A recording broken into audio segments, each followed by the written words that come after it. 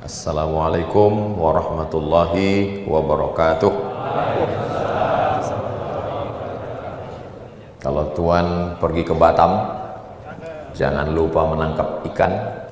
Dari bunyi sambutan salam, sepertinya jamaah ini belum makan. Alhamdulillah, Allahumma salli ala Sayyidina Muhammad wa ala ali Muhammad. Yang sama-sama kita hormati guru kita semua, ada Ustadz Salim Afillah, ada Ustadz Luqmanul Hakim, datang-datang jauh-jauh dari Pontianak bersama Sayyidi Al-Habib Fahmi Al-Mutahhar Hafizahullah wa ra'ah. Hadir juga bersama kita Sayyidi Al-Habib Ja'far Al-Jufri, kemudian Bapak Dandim Pak Muhyiddin. Muhyi artinya menghidupkan, din artinya agama, Muhyiddin menghidupkan agama. Dalam sejarah Islam ada dua Muhyiddin yang besar. Yang pertama menghidupkan agama dari jalur fikih, itulah dia Imam Muhyiddin Ibnul Arabi, pakai alif lam, Ibnul Arabi. Yang kedua Muhyiddin Ibnu Arabi, nah, melalui jalur tasawuf, penulis kitab Futuhat Makkiyah.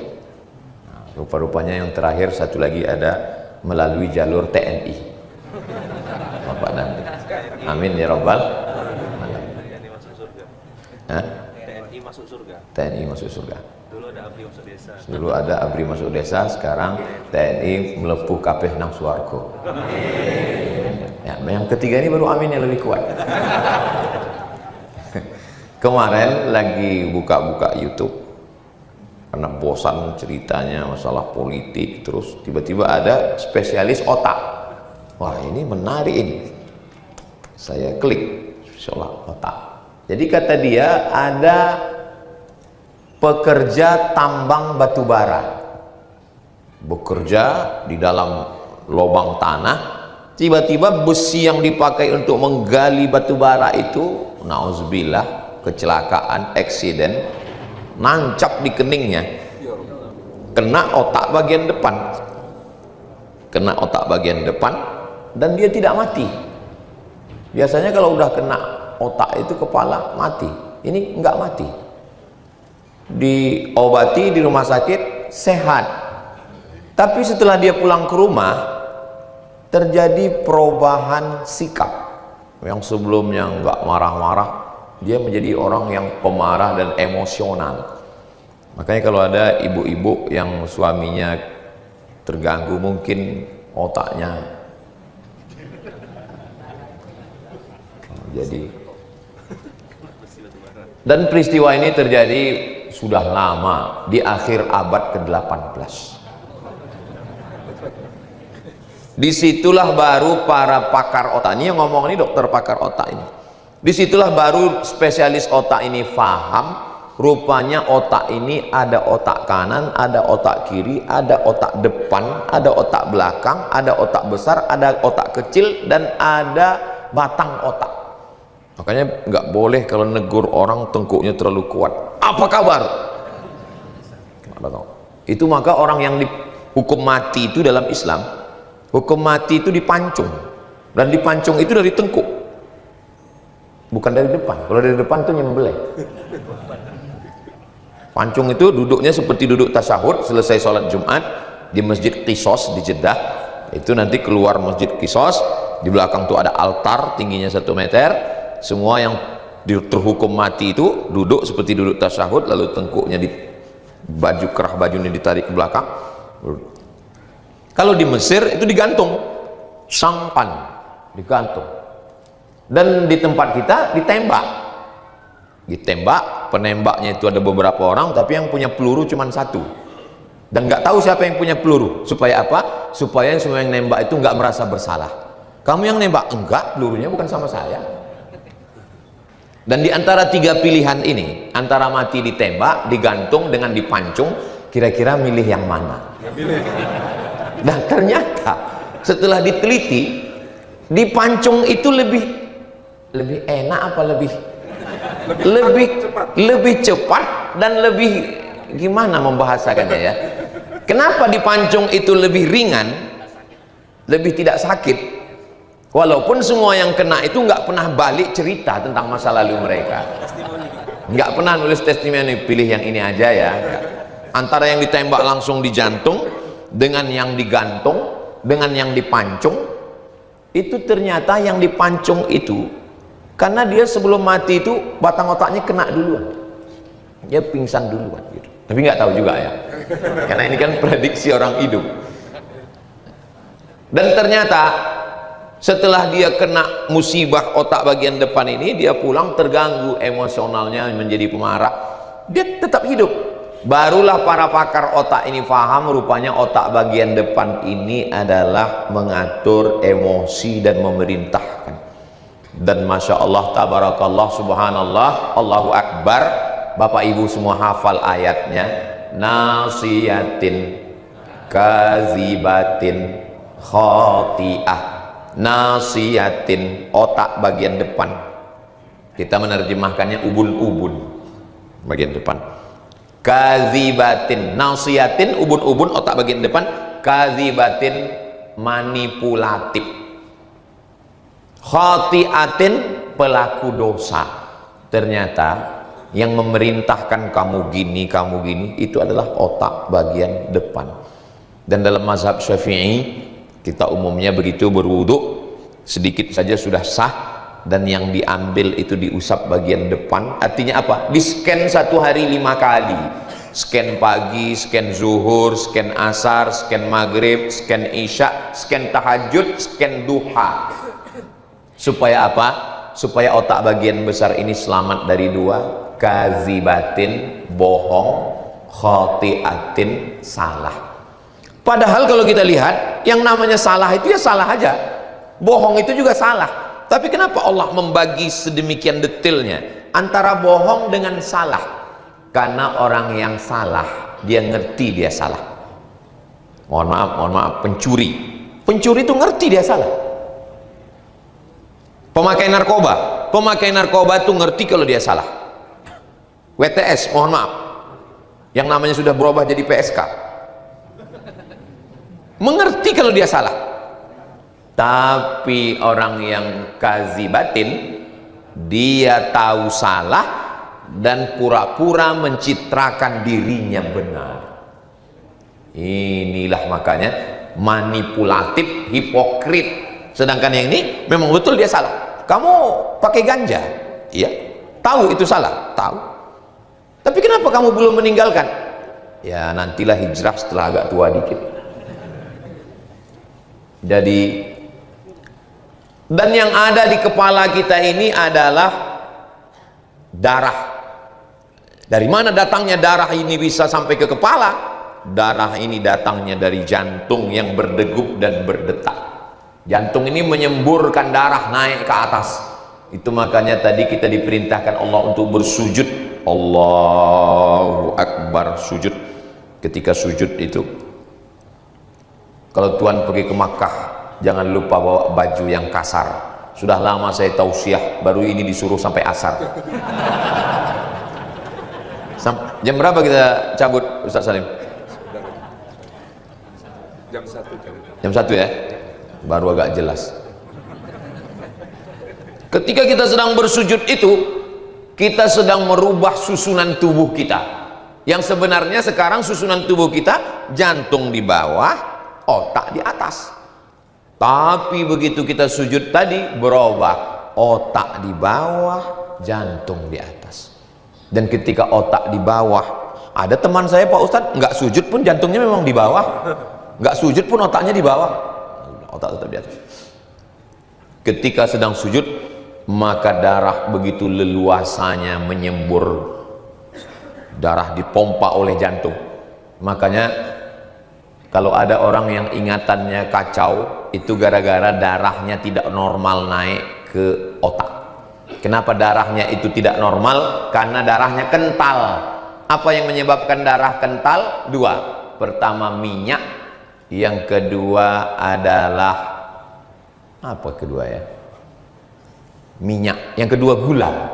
Makanya kalau kita ambil, kalau mau selamat, jangan. Ustadz Somad kalau mau sehat, jangan ada minyak, jangan ada gula. Tapi saya sampai hari ini kalau nggak ada gula, nggak ada minyak, nggak hidup. Saya tetap ada minyak. Apalagi kami di Sumatera, itu minyak terus. Pagi lontong pakai santan, minyak. Siang rendang, minyak. Makanya rumah sakit kolesterol yang pertama di Bukit Tinggi. Saking banyaknya minyak. Sementara di badan kita ini air, darah ini air. Makanya orang sekarang banyak makan pil pengencer darah. Mohon maaf kalau saya ngomong, ini kayaknya Ustadz Somad nyindir penyakit saya. Saya nggak ada dapat bisikan dari manapun. Ini saya ngomong ya sesuai apa yang ada di pikiran saya saja. Mudah-mudahan yang sakit-sakit disembuhkan Allah Subhanahu wa Ta'ala. Saya ketemu dengan jamaah kita yang umurnya 85 tahun, lalu saya tanya, Bapak kelihatannya sehat, energik. Saya menghindari gula dan minyak Pak Ustadz. Terus Bapak makan gimana? Ikan nggak digoreng, ikan saya cuma dibakar Pak Ustadz. Terus minuman? Minuman saya hanya teh atau kopi, nggak pakai gula Pak Ustadz. Kalaupun pakai gula, gula yang bukan gula. Gula apa? Gula aren. Alhamdulillah Pak Ustadz, saya hidupnya sehat walafiat. Tapi ini yang secara fisik, ada dia tidak sedahsyat gula secara medis, tapi ternyata dia bendanya halal, tapi dia dibeli dari uang yang haram, korupsi, sogok, riba, dan kemudian darah. Dia jadi darah. Sepiring nasi, sepiring gulai, semangkok bakso dari barang haram, dia berubah menjadi setetes darah, dan darahnya tetap golongan A, O, B, AB. Nggak ada golongan darah begitu periksa apa kan? Belum pernah ada puskesmas di Indonesia begitu periksa darah keluar, mohon maaf Pak, golongannya darah haram. Nggak ada, darahnya tetap O, A, B, AB. Saya waktu pertama kali periksa darah ditusuk jari, kata dokternya bilang, Ustadz Somad ini darahnya AB. Darah AB ini Pak Ustadz hebat loh. Kenapa? Jarang orang punya darah ini. Oh, saya sudah mulai bangga. Dan biasanya susah donor sehingga kekurangan darah banyak yang mati. Bapak Ibu yang dimuliakan Allah Subhanahu wa Ta'ala, ketika darah haram ini masuk, sepiring nasi itu berubah jadi darah haram, dan darah haram ini masuk ke jantung. Kenapa? Karena jantung adalah trans yang akan menyemburkan darah. Makanya seringkali kita kalau naik gunung dingin atau cuaca dingin, itu ujung-ujung jari kan dingin, ujung kaki, ujung tangan. Kenapa? Karena dialah yang paling jauh jangkauannya dari jantung. Kalau dada hangat, apalagi perut hangat. Tapi kalau ujung-ujung ini dingin. Kenapa? Karena paling jauh getarannya dari jantung. Jantung ini menyemburkan paling jauh di ujung jari, makanya dingin. Dingin. Lalu kemudian darah tadi menyembur dari jantung naik ke otak, dan otak itu menjadi jahat gara-gara darah haram. Makanya Nabi melarang jangan makan haram. Kulu, makanlah min thayyibat, yang baik-baik. Kenapa? Karena semuanya berawal dari darah. Saya kalau makan dengan Ustadz Salim, dengan Ustadz Lukman, dengan Habib, yang selektif sekali Ustadz Lukman. Semua Ustadz selektif, cuman yang paling selektif Ustadz Lukman. Dari mulai kuasnya, ini jangan kuasnya ini bulu babi, ini jangan-jangan ini, kata Ustadz Lukman. Makanya saya kalau makan, saya tunggu beliau makan. Kalau udah beliau makan, berarti sudah lulus fit and proper test, aman. Kenapa beliau sangat selektif tentang makanan? Karena beliau santrinya dari Sabang sampai Papua, sulit mengatur orang kalau sudah makanannya haram. Nauzubillah. Jadi istri yang di rumah yang baik, yang solihah, yang baca Quran, yang tahajud, membesarkan anak-anak tunas hijau yang gak berdosa, yang merusaknya siapa? Bukan salah ibu mengandung, tapi salah bapak yang ngasih makan burung. Karena dia yang membawa uang ini dari kantor, dari jalan, dari pasar, pulang ke rumah dibelikan ke beras, dibelikan ke air galon, Anak baca doa, Allahumma barik lana, berkah. Anaknya minta berkah, istrinya Allahumma barik lana fima razaqtana wa qina azabannar. Yang menyuapkan neraka itu bapaknya. Makanya kemarin alhamdulillah seorang pejabat diwawancarai sama wartawan, dia jujur, saya sekarang ini memang sulit mendapatkan uang yang halal, kata dia, seliweran uang haram ini, tapi alhamdulillah yang saya bawa ke rumah itu yang halal-halal saja, yang haram diinvestasikan. Bapak Ibu yang dimuliakan Allah Subhanahu wa taala. Jadi kalau ada bapak yang masih takut, ini takut subhat, ini takut haram, masih ada rasa takut dalam hati, berarti selama ini makanannya masih bersih.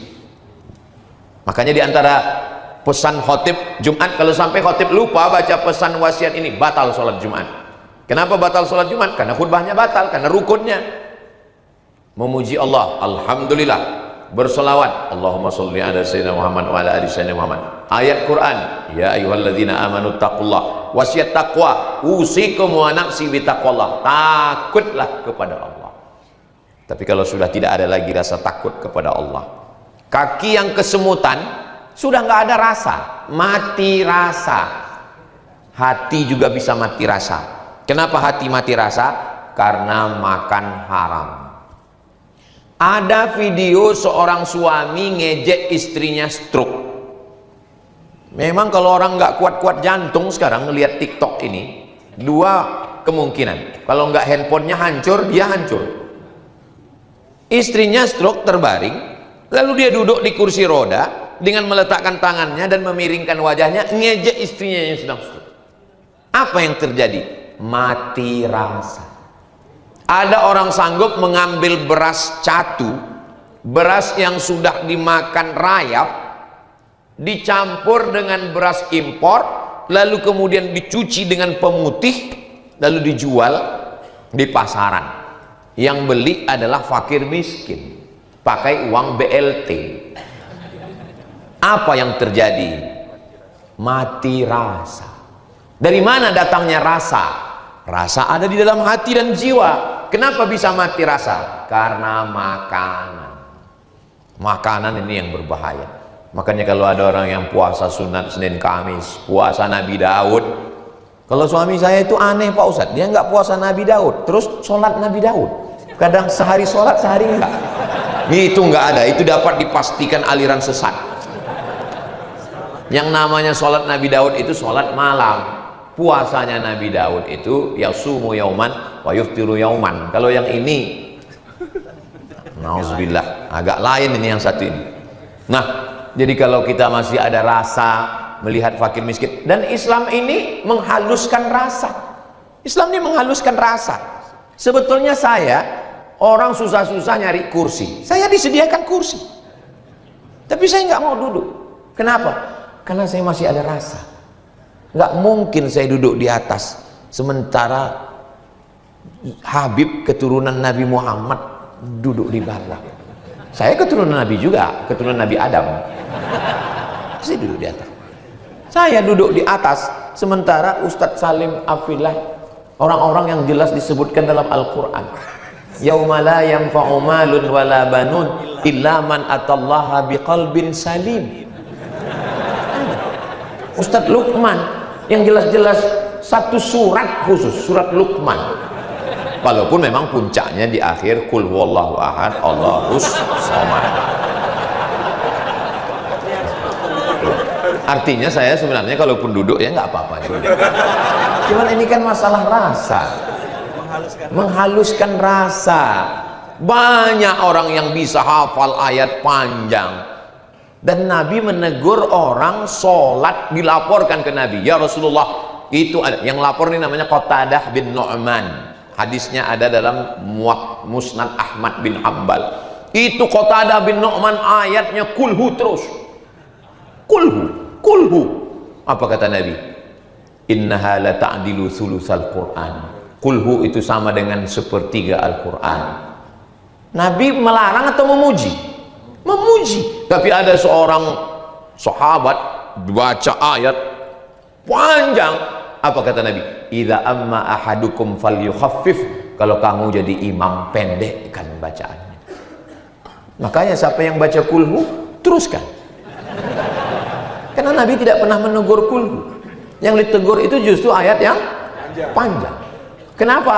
Karena ketika dia ayat panjang, dia tidak memikirkan makmumnya di belakang. Di belakang itu ada 3. Yang pertama, ibu-ibu yang anaknya menangis. Yang kedua, ada orang yang ada hajat di luar. Yang ketiga, ada orang tua yang memang dari muda nggak pernah ke masjid. Setelah tua diintip malaikat maut, barulah dia ke masjid dan dia nggak tahan. Maka begitulah kita disuruh mementingkan rasa. Ada orang yang sanggup ke Makkah bolak-balik labbaik Allahumma labbaik, sementara tetangga jiran di sebelahnya tidak makan. La yabitu syab'anan. Tidak boleh orang Islam tidur dalam keadaan syab'an, kenyang. Wajaruhu ila jambihi ja'i'un. Tetangga di sebelah rumahnya kelaparan. Laisa bil mu'min. Dia tidak dianggap sebagai seorang mukmin.